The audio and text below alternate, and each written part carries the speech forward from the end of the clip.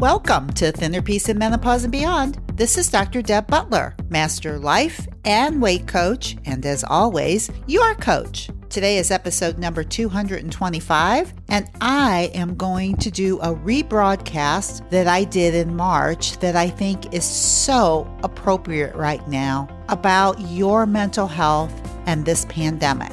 Enjoy and stay tuned.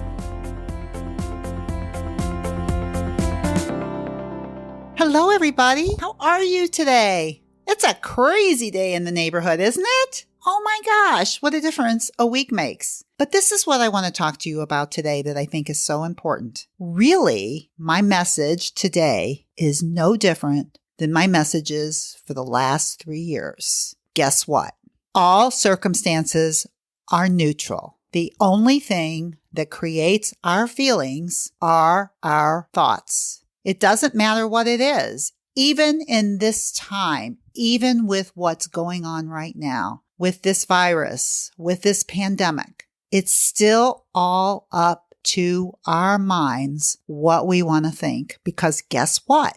All circumstances are neutral. And there's no ifs and buts about it. All circumstances are neutral until we apply our mind to the circumstance. So here's what I want to offer you today. And I want you to think about this a lot because I want you to take back your power today. And your power is in how you manage your mind. You have absolutely no power over this circumstance. But let's be real. You have no power over any circumstances. That's the problem, right? That's what I've been talking about for 3 years. Circumstances are neutral. They can be proven in court. They do not cause feelings. The only thing that causes our feelings, according to the model, is our thoughts, right? Because a circumstance is neutral. It's just a fact.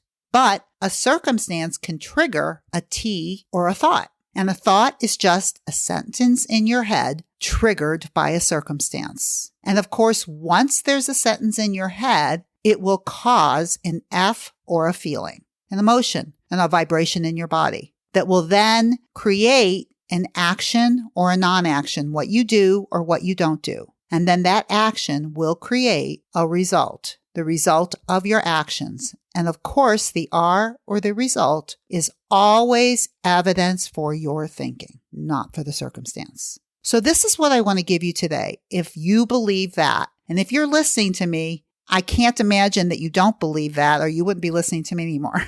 So if you believe that your thoughts create your feelings and your feelings create your actions and your actions create your results, our CTFAR model, then it's very, very important that you know that if you're having negative emotions, if you're feeling anything, if you're having scary feelings, if you're feeling scared, if you're feeling fearful, it's not because of the circumstance. The circumstance is neutral. It's only because you have a thought about that circumstance that's scaring you. And all thoughts are optional. Don't forget that. All thoughts are optional and they're all choices. But I also want you to understand this too, that feelings are necessary and important to be felt. So if you have a feeling of fear or anxiety, it's also really important that you let yourself feel whatever that feeling is and not be afraid of that feeling, knowing that that feeling can scare you, but it can't kill you. All it can do is make you feel it. And here's the beauty about emotions is that once you allow it through your body, it goes away and it disappears and it dissipates. It goes for all feelings. Nothing ever lasts. Everything always changes, which includes thoughts and feelings, right? So if you notice during this time that you probably sometimes have feelings of fear, and then sometimes you find yourself laughing over something. How can that be? It's because thoughts and feelings are always changing, and I want you to be aware of that. And I want you to allow all of that to happen and to be okay with it. But to know whatever feeling that you're feeling is coming from a thought. It is not coming from a circumstance. This is an opportunity for you during this time to pay close attention to yourself. This is a time where you actually can learn how to manage your mind. You're going to have time to do it. You might be at home more.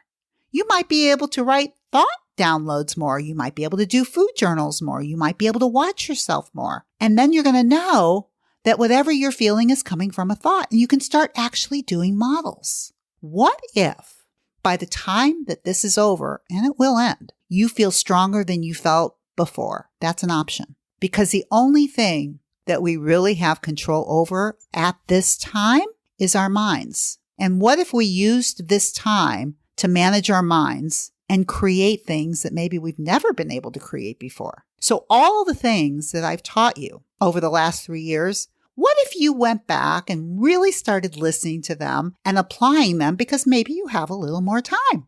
What if by the time this is over, you've learned how to eat between the twos? You've learned how to identify your emotional hunger, and you've learned that the number on the scale does not create your emotions, and you used it as a tool to help you. You could come out of this stronger than when you started because you took it as an opportunity to manage your mind. And that means also feeling all of your feelings. And that's just as important for the work that we're doing when we food journaling and we're recognizing why we eat, is that we're recognizing an emotion and we're allowing an emotion to go through. We're not resisting it. This is a really good time to start that, right? This is not a good time to use food not to feel. This is not a good time to use wine or liquor as a way not to feel. This is a time where you actually can learn how to comfort yourself for real. And true comfort does not come from food or wine. It comes from your mind, right? There's really no such thing as comfort food,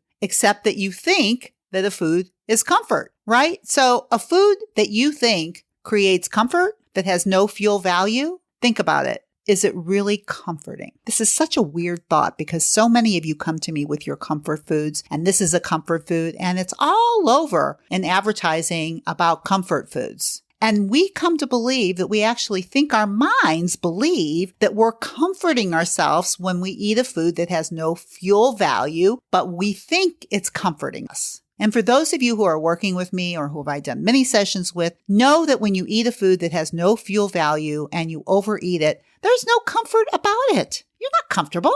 It is not a comfort food. Stop fooling yourself. This is a perfect time to start managing your mind. It's a perfect time to stop using food or wine to comfort you or to believe that it could. It never could. You just believed it could. What if you use this time to start creating something that you could never create before because you start managing your mind about that it's possible that you could use that time to do this? This is a time like we've never had before, maybe. And maybe it's a time where we really can decide, what do I want to think? And maybe this is a time where we're really going to allow all of our feelings to come through at the same time, knowing that whatever we're feeling is still coming from a thought. So let me share what comforts me right now. What comforts me the most is that I know I have the model, and I know that all of my feelings come from my thoughts, and I know how to manage my mind, and I know how to teach other people to manage their minds. I can help you through whatever thoughts you have, because remember, the facts are neutral. All circumstances are neutral. It's thoughts that are scary. What are your scary thoughts? What are your loving thoughts? What are your funny thoughts? What are the thoughts that you want to have? Realizing that you have a choice. So here are some of mine. I love all people. I'm so happy that at this time, I can help so many people manage their minds. It's never been a better time for me to do my job. I'm okay right now, and so are you. Love is always the best option right now. Worry only pretends to be necessary. I want to read that again. Worry only pretends to be necessary. Worry is a feeling that comes from a thought. Remember that. One of my major thoughts right now is I want to help. Maybe you do too. Maybe that'll be one of your thoughts. Another thought that I have is I want to be part of the solution. Maybe you do too. Hey, I'm here for anyone who needs me. I'm here for anyone that needs to learn how to manage their minds. And I want you to know that it's what I've been doing all along anyway. It's what I'm going to keep doing anyway. And I'm more than happy to share that with you. But remember, This is a time where you can get thinner, where you can learn to manage your mind better than ever, that this is a time where you can actually learn and teach yourself how to feel an emotion and realize that feeling an emotion will not kill you. This is a time where you can create something that maybe you've never created before. That's what I want you to think about for this week as everything is changing. But let me tell you something about everything is changing. Everything is always changing. That hasn't changed since this circumstance of this virus or this pandemic. Things have always been impermanent. It's the only thing that we've ever been able to know for sure is that nothing lasts. It just seems like with this circumstance, it seems more probable. But really, it's the way it's always been. And since that's the way it's always been, and that's the way it always is, then all you have ever had is each moment to live the way that you want to live and think the way you want to think and bring yourself back to the present moment. And how do you bring yourself back to the present moment? You bring yourself back to the present moment, as in many episodes that I've told you with meditation, is that you come back by, number one, feeling your breath. So your mind is off to the races thinking some really scary thoughts. All of a sudden, you notice you're thinking, and then you bring yourself back to breathing. And as you feel yourself breathing, then you look and you see that your eyes are seeing what's right in front of you. And then maybe you notice that your ears are hearing. They're hearing something that's happening in the present moment. Maybe your feet are on the ground and you're feeling the ground. That is happening in the present moment. And then you also notice that your mind is thinking, as all minds do. They think. And sometimes they think really scary thoughts, and sometimes it thinks really happy thoughts. And the beauty of what I'm telling you is that whatever the mind thinks is an option for you to either create a feeling from it or to let the thought go. And that's bringing yourself back into the present moment of what is going on right now. Use it to help you. And as always, I would never end any podcast without saying to you that no matter what else you do, no matter where you are, no matter where you go this week, always, always, always, please, please, please be kind to each other. And more than anything else, be kind to yourself. And I will be here for you next week and teach you more about how to manage that mind. See you next week. Bye-bye.